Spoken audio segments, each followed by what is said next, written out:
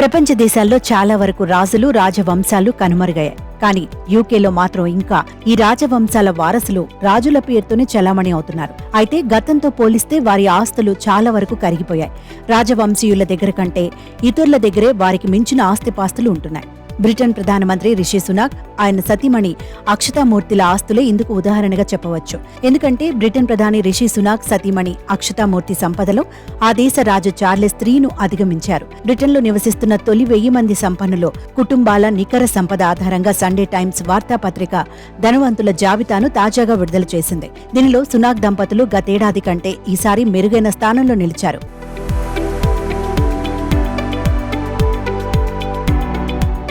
గతేడాది Sunday times వార్తాపత్రిక విడుదల చేసిన ధనవంతుల జాబితా 275వ స్థానంలో నిలిచిన సునాక్ దంపతులు ఈసారి 245వ స్థానానికి ఎగబాకారు.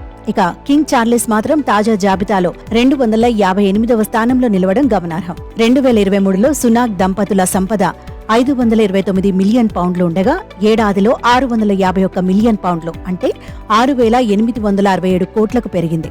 అదే చార్లెస్ III సంపద 600 మిలియన్ పౌండ్ల నుంచి 610 మిలియన్ పౌండ్లు అంటే 6,435 కోట్లకు మాత్రమే పెరిగింది.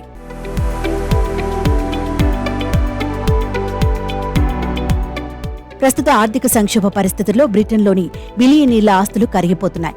అయితే తండ్రి నారాయణమూర్తి భారత కంపెనీ ఇన్ఫోసిస్లో అక్షతామూర్తికి అధిక షేర్లు ఉన్న నేపథ్యంలోనే వారి సంపద గణనీయంగా పెరిగినట్లు అంచనా వేస్తున్నారు. 2022-23లో రిషి సునాక్ సుమారు 2.2 మిలియన్ పౌండ్లు సంపాదించగా ఆయన సతీమణి అక్షతామూర్తి డివిడెండ్ల రూపంలోనే ఏకంగా 13 మిలియన్ పౌండ్లు అందుకున్నట్లు తెలుస్తోంది. అంటే రిషి సునాక్ అక్షతామూర్తి సంపద ఎక్కువగా పెరగడానికి ఇన్ఫోసిస్లో ఉన్న షేర్లే ప్రధాన కారణంగా కనిపిస్తోంది. ఇక సంపన్నుల జాబితాలో భారత్కు చెందిన హిందూజా గ్రూప్ ను పర్యవేక్షిస్తున్న గోపి హిందూజా కుటుంబం 37.2 బిలియన్ పౌండ్లతో అగ్రస్థానంలో నిలిచింది.